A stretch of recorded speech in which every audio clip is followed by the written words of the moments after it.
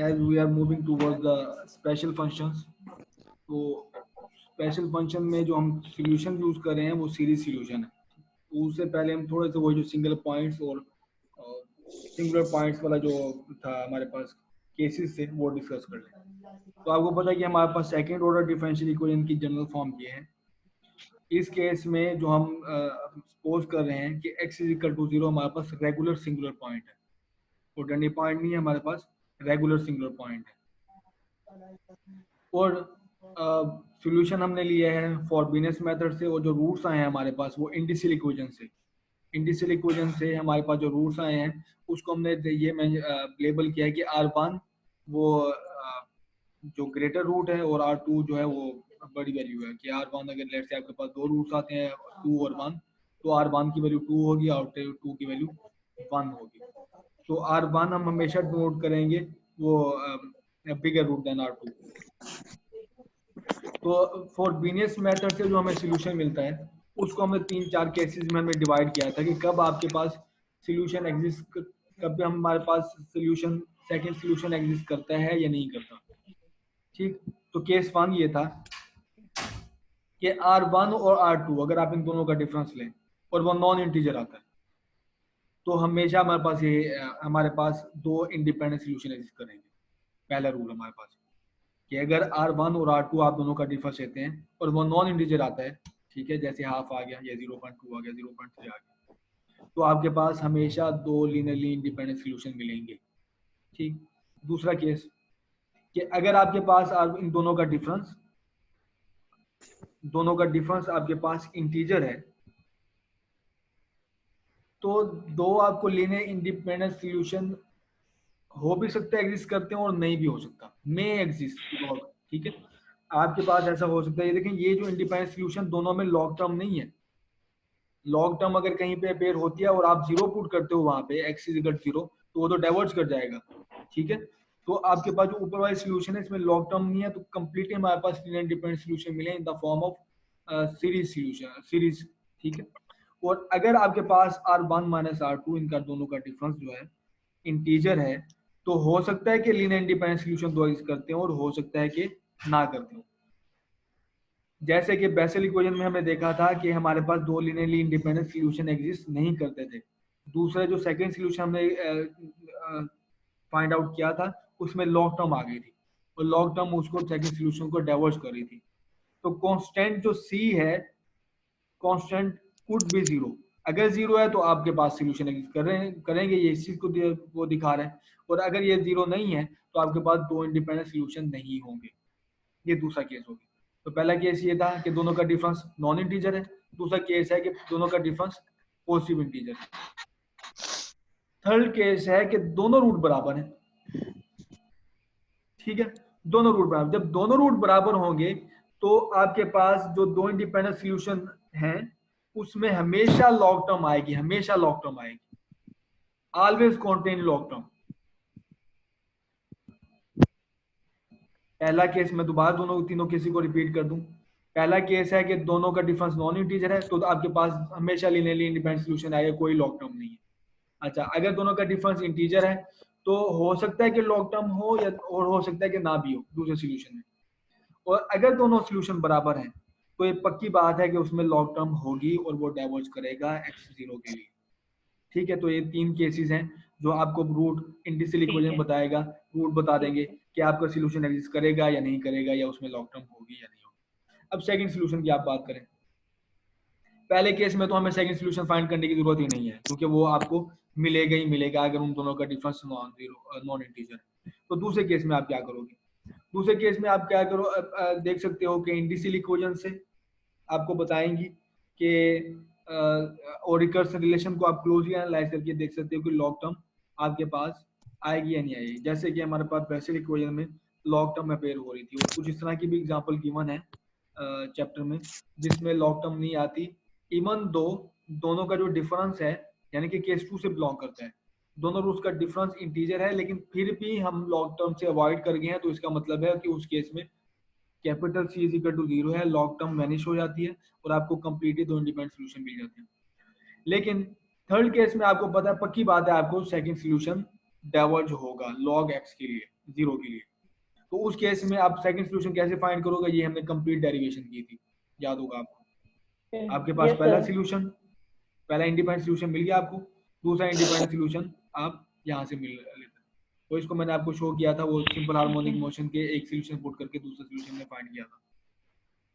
ठीक है, तो ये तो रिवीजन होगी सॉर्ट ऑफ, या कैटेगरीज होगी। सिंगुलर पॉइंट्स को सोल्यूशन में आपने सीरीज सोल्यूशन को कैसे एनालाइज करना है, और कब आप सिर्फ इंडिशियल इक्वेशन को देख के बता सकते हो कि सोल्यूशन एग्जिस्ट करेगा, टू इंडिपेंडेंट सोल्यूशन एग्जिस्ट करेंगे, लिनियरली इंडिपेंडेंट या नहीं करेंगे। अब और स्पेशल फंक्शंस पे, तो स्पेशल फंक्शन दो तरह के हैं बुक में, जिल में। पहले जो जो थोड़े से डिटेल से डिस्कस किए गए हैं, बाकी आगे भी किए गए हैं, लेकिन इस तरह डिटेल से डिस्कस नहीं किए जितने लेजेंडर और बेसल इक्वेशन किए हुए। बेसल इक्वेशन हमारे पास ये है, इसको हम कहते हैं बहुत Bessel equation of order b, और ये हमारे पास लेजेंडर इक्वेशन है ऑफ ऑर्डर एन। ठीक है, दोनों केस में हम जो सॉल्व करेंगे वो ये कि v ग्रेटर देन और इक्वल टू जीरो है, और वन अप्रोच नॉन इंटीजर है, नॉन नेगेटिव इंटीजर। अच्छा, x इज इक्वल टू, दोनों केस में हमारे पास किसके कॉरस्पॉन्डिंग सीरीज लिखेंगे हम, किसके जो अलोंग एक्सपेंड करेंगे वो x is equal to zero है। तो x is equal to zero पे जो बेसल इक्वेशन है वो रेगुलर सिंगुलर पॉइंट है, x इज जीरो, उसके लिए रेगुलर सिंगुलर पॉइंट है। अब वो पी एक्स और क्यू एक्स में आप देख सकते हो कि किस तरह हमने वो रेगुलर सिंगुलर पॉइंट देखते हैं। हम पी एक्स को मल्टीप्लाई करते हैं एक्स से, क्यू एक्स को मल्टीप्लाई करते हैं एक्स स्क्वायर से, और देखते हैं कि फिर ये दोबारा लिमिट पुट करो एक्स जीरो तो डाइवर्ज होता है या नहीं होता। ठीक है, तो ये रेगुलर सिंगुलर पॉइंट है बेसल इक्वेशन का, और एक्स जीरो ऑर्डिनरी पॉइंट है लेजेंडरी इक्वेशन का। तो यहाँ पे हमारे पास एक्स जीरो ऑर्डिनरी पॉइंट है इक्वेशन का, दूसरे का रेगुलर है। अब सिर्फ हम बेसल इक्वेशन की फिलहाल बात करेंगे। तो बेसल इक्वेशन का हमने यहाँ से स्टार्ट किया था, और आपको पता है कि रिकंसिलिएशन ड्राइव किया था इस फॉर्म का, रिकंसिलिएशन ड्राइव किया था, उसके बाद सोल्यूशन भी लिखा था। लेकिन यहाँ तक रोकने का मेरा मकसद ये है, दोबारा सोल्यूशन दिखाने का, कि मैं आपको ना ये सोल्यूशन एक नई फॉर्म में लिखा जा सकता है, वो मैं दिखाना चाहता हूँ। और वो है, आपको पता है सी नॉट हमारा फिक्स नहीं था, हमने सारे सोल्यूशन लिखे थे in the form of c naught. तो सी नॉट चूज कर सकते हो आप, स्टैंडर्ड प्रैक्टिस ही है, C naught is equal to 1 over 2 to the power V, और गामा फंक्शन 1 प्लस वी। ये जो है ना उल्टा साथ, ये एक गामा फंक्शन है। ठीक है, ये कैपिटल गामा है, तो हम इसे कहते हैं वो गामा फंक्शन कहते हैं। और इसका मोर पर्टिकुलरली आपने एक नाम सुना होगा, फिक्टोरियल फंक्शन कहते हैं। फिक्टोरियल का पता है आपको? यस फिक्टोरियल, वो 2 का फिक्टोरियल होता है 2, 3 का फिक्टोरियल जी होता सर, है पता। 4 का। ये एग्जैक्टली वही चीज है, उसकी जनरलाइज। ये फिक्टोरियल का असल में एक इसका जनरलाइज फिक्टोरियल फंक्शन है गामा फंक्शन। तो इसको थोड़ा सा डिफाइन कर लें हम, कि गामा फंक्शन इसी ऐसे डिफाइन होता है कि आप जीरो से लेके इन्फिनिटी तक इंटीग्रेशन करेंगे, एक्स आपके पास ग्रेटर देन जीरो है, तो ये लेस देन जीरो अलाउ नहीं है। नेक्स्ट, और आपके पास एक्स, तो ये जो फंक्शन है जीरो से लेके infinite to t's power x minus one e to power minus T D T, इसको हम कहते हैं बाय डेफ गामा फंक्शन। ये गामा फंक्शन की डेफिनेशन है। अच्छा, एक रिकरेंस रिलेशन ये शो करता है, कहीं जाके हम आगे देखेंगे, इसको प्रूव करेंगे, वो है ये। ठीक है, sorry, gamma function x plus one equal x into 7x, ये आप गामा फंक्शन एक्स कर। तो मैं सिर्फ ये देखना चाहता हूँ कि gamma function at x is equal to 1 क्या है। तो मैंने 1 पुट किया इसमें, तो two to power 1 minus 1 zero हो गया, और E to power minus T D T, इसको आप इंटीग्रेट करोगे तो आपके पास है 1। ठीक है, अब इस प्रॉपर्टी के थ्रू मुझे अगर ये इंटीग्रेशन का रिजल्ट मिल गया, मैंने डेफिनेशन यूज करके सिर्फ ये प्रॉपर्टी यूज करता जाऊंगा, मेरे पास सारी गामा फंक्शन का रिजल्ट आता जाएगा। तो ये 7 gamma function 2 is equal to 1 gamma 1, तो गामा 1 की वैल्यू 1 है, ये 1 1 मल्टीप्लाई 1 1 हो जाएगा। इस तरह ये प्रॉपर्टी यूज करते हुए gamma 3 is equal to 2 gamma 2, तो 2 गामा 2 का 2 की वैल्यू है 1, तो 2 मल्टीप्लाई बाय 1 2। तो इस तरह गामा 4 इज इक्वल टू, ये प्रॉपर्टी यूज करते हुए 3 और गामा 3, 3 गामा 3 3 यहाँ पे आ गया, और गामा 3 का रिजल्ट है 2, तो ये 6 आ गया। ये देख रहे हो फिक्टोरियल बनता जा रहा है। तो इसी तरह आप गैमा 5 किस तरह लिख सकोगे, 4 गैमा 4, ठीक है, वो इजिकल टू हो जाएगा वो 4 डेफिनेशन में जी।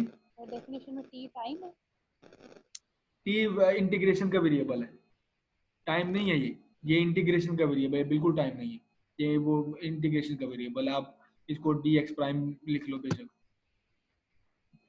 अच्छा, अब आप दोबारा वो उसी नोटेशन में अगर हम आए तो ये गैमा 1 प्लस वी प्लस 1 कैसे लिखोगे आप, तो ये आप इसको कंसीडर कर लो x प्लस 1, तो ये आपके पास आ गया x और गैमा x, ऐसे ही है, इसको आप कंसीडर कर लो x, ये है ना, ये बनेगी, तो ये 1 प्लस वी x और प्लस 1 ये हो गया, तो यहाँ पे क्या आएगा x गैमा x, तो ये x हो गया और ये गैमा x, ठीक। इस तरह अगर आप गैमा 2 लिखो, 1 प्लस वी प्लस 2 लिखो, तो यहाँ पे आएगा गैमा प्लस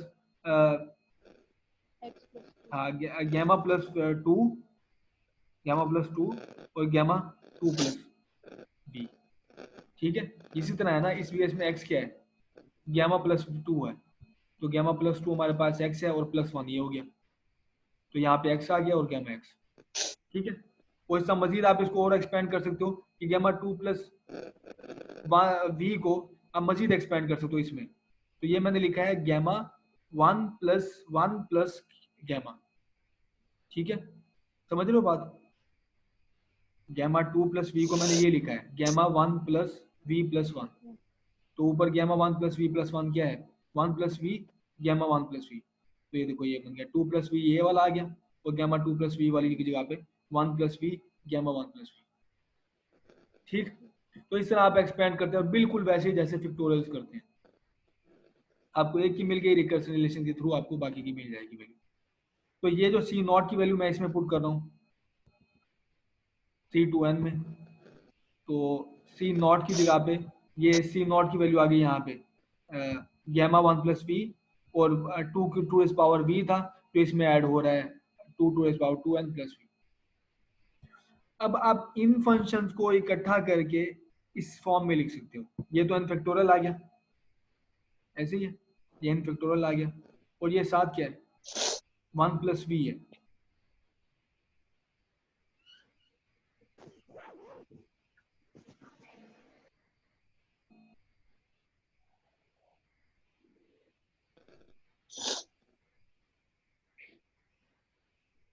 इस पूरे गैमा फंक्शन को आप इकट्ठा करके इस तरह लिख सकते हो, gamma 1 plus v plus n. Note करो कैसे लिख सकते हैं इसे आप, ऊपर वाले दो इक्वेशन को देखते हुए।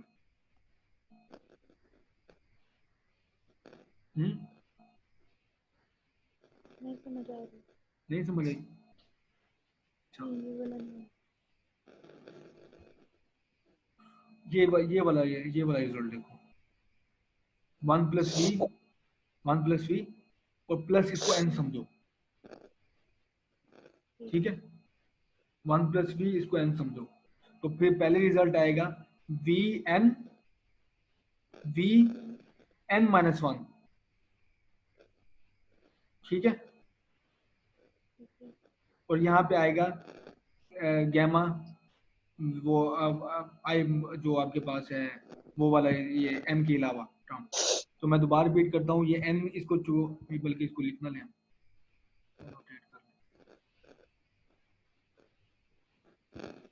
तो ये इसको समझो, ये वाली जो टर्म है ये वाली, ये अलग है, वो इसको समझो, ये है एन, मैं इसको लिख रहा हूँ, तो आप ये एट एंड इसको इंटरप्रेट करो रिजल्ट को, ये यहाँ पे आता है एन और ये क्या आ रहा है प्लस बी, यहाँ एन माइनस 1 और प्लस बी, सॉरी ये वाली टर्म, ठीक, और बाद एट द एंड आपके पास 1 प्लस वी आ जाता है।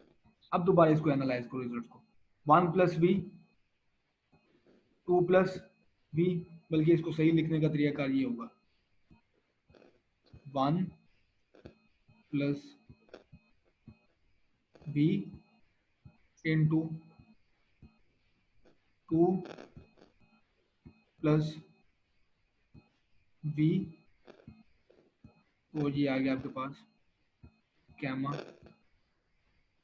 1 प्लस वी, अच्छा, अब अगर मैं आपसे पूछता हूँ कि यहाँ पे 1 प्लस वी गैम प्लस 2 होता 3 होता तो क्या करते आप? ये रिजल्ट है ना उसका, 1 प्लस वी प्लस टू का है।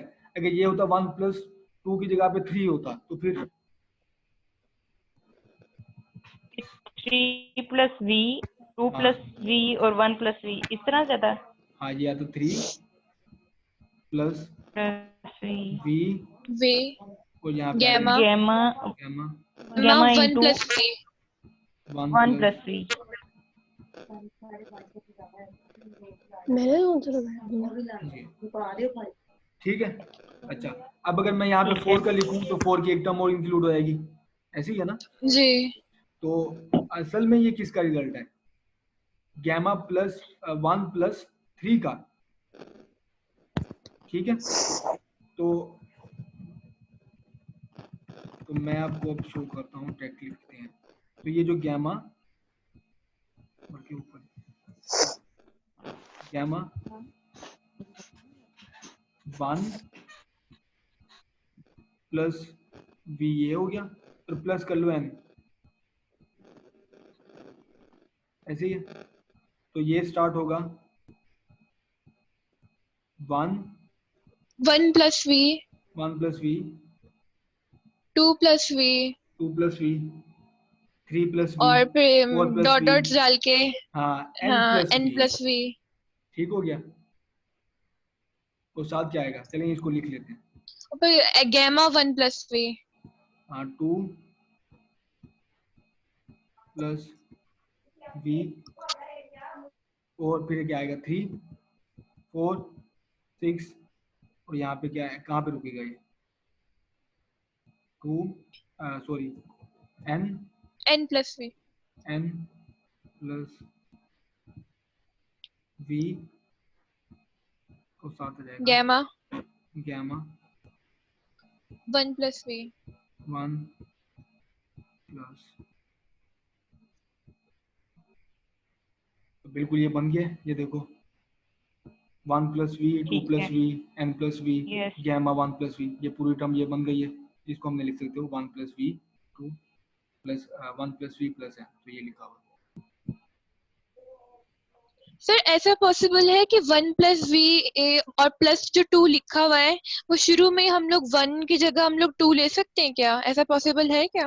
1 की जगह पे 2 आ जाए। नहीं, वो ऐसा नहीं होगा। वो तो ऐसा हो सकता है कि भाई आप इसी गैमा फंक्शन को डिवाइड करो 1 प्लस वी से, तो फिर तो पॉसिबल है, लेकिन बाय डेफिनेशन गैमा फंक्शन ये नहीं है ऐसा।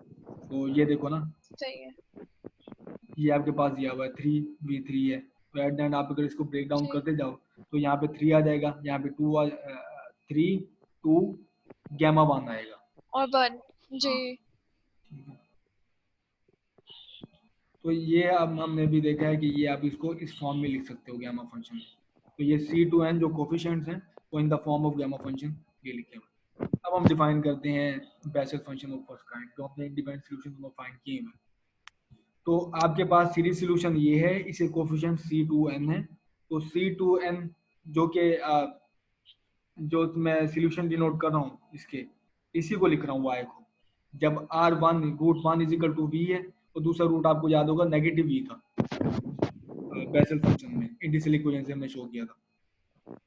तो जे वी एक्स इस जगह पे v की जगह पे v रहेगा, और आपके पास ये कोफिशिएंट आ गई है, ये देखो ऊपर से देख रहे हैं कोफिशिएंट्स C2n की ये वैल्यू आ गई इस जगह पे, ठीक है। और 2n प्लस वी की जगह को हमने इसमें इम्बेड कर दिया साथ, 2 पावर 2n प्लस वी, और बाकी जो टर्म है यहाँ पे आएगी। इस तरह जब रूट की वैल्यू है माइनस वी, तो आप ये देख रहे हो कि इसमें v की जगह पे बस माइनस वी हो गया। तो हम इन फंक्शंस को कहते हैं Bessel function of first kind of order v and minus v. तो ये Bessel function of first kind, ये वही इंडिपेंडेंट सॉल्यूशन है जो हमने ऑलरेडी फाइंड किए हैं, कोई नई चीज नहीं है, बस मैंने ये गामा फंक्शन में लिखा है। Basal function of order v and basal function of order minus v, और ये सिर्फ कोफिशिएंट्स लिखे हुए हैं और 2 साथ इसमें मिला दिया। अच्छा, अब वन बाय वन इसको हमने डिस्कस करना है कि जनरल सॉल्यूशन, ये 2 इंडिपेंडेंट सॉल्यूशन है हमारे पास सेकंड ऑर्डर डिफरेंशियल इक्वेशन का, और सेकंड ऑर्डर डिफरेंशियल इक्वेशन हमारे पास बेसल इक्वेशन है। हमें एनालाइज करने की कब हमारे पास सोल्यूशन एग्जिस्ट करेगा कब नहीं करेगा, वो कैसे देखेंगे? हम सिर्फ उसके इंटीजर इक्वेशन के रूट्स देखेंगे कि अगर उनका डिफरेंस जो है इंटीजर के इक्वल है नहीं है तो क्या केसेस हैं, जो ऑलरेडी हम डिस्कस कर चुके हैं। ठीक है,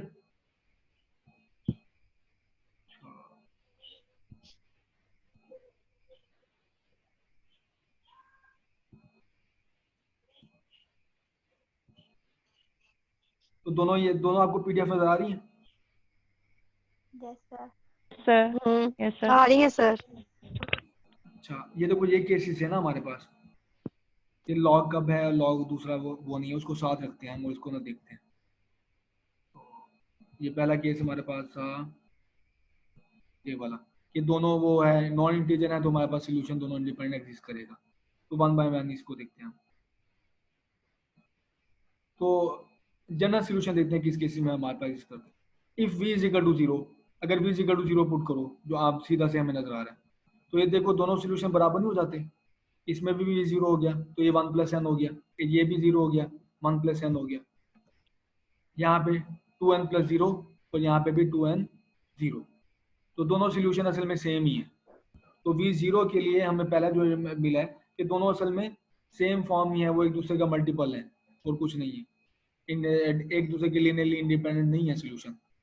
तो पहले हमने कैलकुलेट किया v इज इक्वल टू 0 के दोनों सोल्यूशन इंडिपेंडेंट नहीं है, लिनियरली इंडिपेंडेंट नहीं, दूसरे पे डिपेंडेंट है। अब अगर v ग्रेटर देन 0 है, ठीक है, और आपको पता है r1 माइनस r2, अगर ये 2v है जो इस केस में है v माइनस v 2v, अगर इंटीजर नहीं है, पॉजिटिव इंटीजर नहीं है, तो फिर हमारे पास कौन सा केस बन रहा है? ये नहीं बन रहा हमारे पास केस 1, इफ r1 और distinct r1 minus r2 does not is equal to integer. अगर इंटीजर नहीं है तो हमने कंक्लूड यहाँ पे देखा हुआ था कि दोनों लिनियरली इंडिपेंडेंट सॉल्यूशन है, साफ सुथरे सॉल्यूशन है, विदाउट लॉग टर्म, कुछ भी नहीं। अब ये सेकंड केस बन रहा है। हाँ, ये हमारे पास बन रहा है, नहीं ये फर्स्ट केस बन रहा है। 2v अगर आपके पास है और वो जो आपके पास ये जो रूट का डिफरेंस आया है 2v, ये is not in positive integer. Positive integer हो सकता है ना कि ना हो दोनों का डिफरेंस, जैसे v की वैल्यू 1.7 है, ऐसी है v की वैल्यू 1.7 और 2 से मल्टीप्लाई करोगे 3.4 बन जाएगा ना। तो इस केस में हमारे पास दोनों लिनियरली इंडिपेंडेंट सॉल्यूशन रहेंगे और हम जनरल सॉल्यूशन इसको इस तरह लिख सकते हैं, ये इंडिपेंडेंट सॉल्यूशन विद कोएफिशिएंट और ये independent solution with linear combination की फॉर्म में। लीनियर कॉम्बिनेशन का। ठीक, अब आओ आगे। अब दोनों का अगर डिफरेंस जो है वो पॉजिटिव इंटीजर है, ठीक है, तो सेकंड सॉल्यूशन हमें पता है एग्जिस्ट कर सकता है या नहीं कर सकता। वो हमें कौन सा केस मिल रहा है? ये देखो ये वाला केस 2 है, ये केस 2। तो दोनों का अगर दोनों ये जो है वो उनका डिफरेंस पॉजिटिव इंटीजर है तो इसके दो केसेस आ गए। अब वो केसेस ये हैं कि हो सकता है कि v इटसेल्फ, डिफरेंस हम देख रहे हैं ना कि पॉजिटिव इंटीजर है, v के तो हमने बात नहीं की, v के तो दो केस हो सकते हैं कि जिसमें एक इंटीजर सेल्फ हो सकती है, जिसमें v इटसेल्फ इंटीजर हो, यानी कि v आप 1 है तो 2 से मल्टीप्लाई करोगे आपको पॉजिटिव इंटीजर मिलेगा, और अगर v 1/2 है तो फिर भी आपको पॉजिटिव इंटीजर नहीं मिल रहा। हेलो, ठीक है v के दो केसेस है ना कि v इटसेल्फ एक इंटीजर हो। तो ये दोबारा बता दें। मैं ये कह रहा हूँ कि हमारे पास जो जिस पे रिस्ट्रिक्शन है जिसको हमने एनालाइज करना है कि इन दोनों का difference is equal to 2v है जो कि पॉजिटिव इंटीजर है। तो अब ये पॉजिटिव इंटीजर के दो केसेस हैं कि v इटसेल्फ अगर इंटीजर हो जैसे कि 1 है तो 2 से मल्टीप्लाई करोगे पॉजिटिव इंटीजर आ गया, और अगर v इटसेल्फ पॉजिटिव इंटीजर नहीं है जैसे कि 1/2 है तो फिर भी तो कंडीशन सेटिस्फाई होती है, पॉजिटिव इंटीजर तो है 1। ओके, तो इसके दो केसेस हैं, वो देखेंगे। v इटसेल्फ अगर पॉजिटिव इंटीजर है तो j order of minus m और m are not linearly independent. j minus m is constant multiple of jm, बस दोनों एक दूसरे के वो डिपेंडेंट है तो हमारे पास इंडिपेंडेंट सॉल्यूशन नहीं मिलेंगे। तो पहला हमारे पास है कि v अगर आपके पास इटसेल्फ पॉजिटिव इंटीजर है तो हमारे पास ये नहीं मिलेगा। अच्छा, अब अगर दूसरा केस है कि 2v is integer but v not, जैसे कि 1/2 है, तो फिर इस केस में j माइनस v और jv आर लीनियरली इंडिपेंडेंट, तो दोनों लीनियरली इंडिपेंडेंट होंगे। तो इस केस में हमारे पास क्या है, v does not is equal to independent integer, तो हमारे पास ये सॉल्यूशन आ गया। एग्जांपल देख लें इसकी, ठीक है। एग्जांपल देख लेते हैं। Yes sir.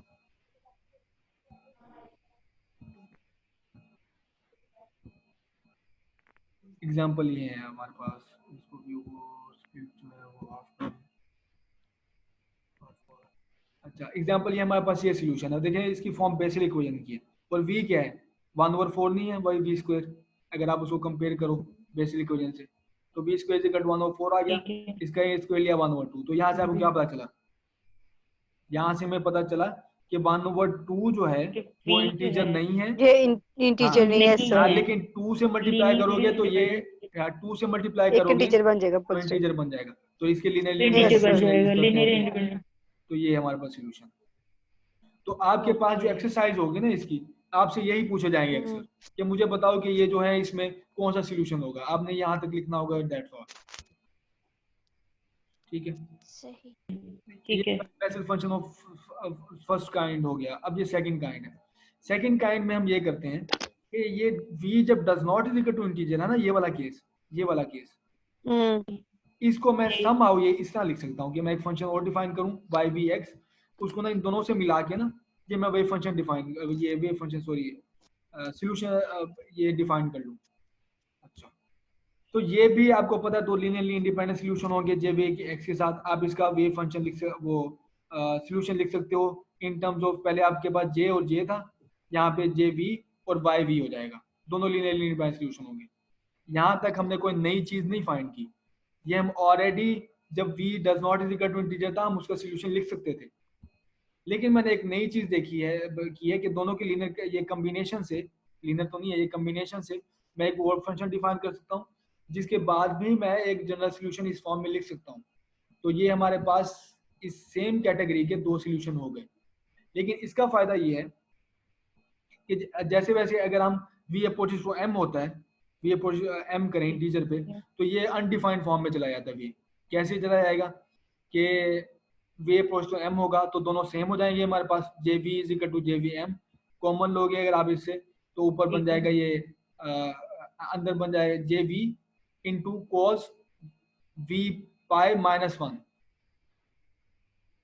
क्योंकि दोनों इंटीजर के लिए तो दोनों सेम नहीं है, जे वी और जे वी माइनस वी दोनों जब सेम है, मैंने ऊपर शो किया वैसे देखिए दोनों are not independent constant multiple of J. तो आप ये देखोगे इसमें आप पुट करोगे वो इंटीजर वैल्यू तो ये 0 हो जाएगा, नीचे क्या बन जाएगा 0, साइन वी ये है ना v1 पुट करो लेट से, तो ये साइन पाई 0 नहीं बन जाता, ऊपर भी यही होगा, वो 0 बन जाएगा। लेकिन एल ऑप्टल रूल जो है हमारे पास, जो सीरीज कन्वर्जेंस रूल है, वो ये बताता है कि नहीं ये इसकी लिमिट एग्जिस्ट करती है, ये कन्वर्ज होता है। ये बेसिक अनडिफाइंड आपको नजर आ रहा है लेकिन ये इसका कन्वर्जेंस है। तो वाई एम में डिफाइन कर रहा हूं when v approaches to integer, v approaches to integer हो, तो इस पूरे केस में मैं कर क्या रहा हूं, मेरे पास इंटीजर के केस में लीनियरली इंडिपेंडेंट सॉल्यूशन नहीं है, मेरे पास नॉन इंटीजर के केस में तो लीनियर इंडिपेंडेंट सॉल्यूशन है, लेकिन इंटीजर केस में नहीं है मेरे पास, मैं वो फाइंड करने जा रहा हूँ।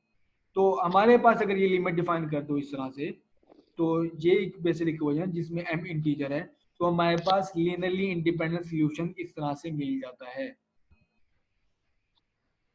अब इस केस में v कुछ भी हो, वो बेशक इंटीजर हो नॉन इंटीजर हो जो मर्जी हो, अगर आप इसको y को इस तरह डिफाइन कर देते हो और उसके बाद आप लिमिट डिफाइन लिमिट में, तो ये आपके पास लीनियर डिफाइन सॉल्यूशन ठीक हो गया। तो बेसल फंक्शन का ये केस देख लें सॉल्यूशन, दूसरा इसमें केस में देख लो इंटीजर है ना v, तो v इसको इज इक्वल टू 9 किया तो ये v इज इक्वल टू 3, ये भी इंटीजर है, ठीक है। तो इसका लीनियरली इंडिपेंडेंट सॉल्यूशन क्या होगा, जनरल सॉल्यूशन वो ये है, ठीक है, क्योंकि इंटीजर के लिए हमारे पास ये सॉल्यूशन है आउट करता है c1 ये 3x plus c2 y 3x। सही। तो फर्स्ट काइंड जो है वो सिर्फ आपको लीनियरली इंडिपेंडेंट सॉल्यूशन देगा जब v नॉन इंटीजर है, लेकिन सेकंड काइंड में आप इंटीजर को भी लीनियरली इंडिपेंडेंट सॉल्यूशन ले लिया आपने, तो ये डिफरेंस आप वो फर्स्ट काइंड और बेसल फंक्शन सेकंड काइंड। जी कोई क्वेश्चन? सारी चीजें तो मिक्स होने लग गई हैं। चलो देखोगे तो पता चल जाएगा, ये वो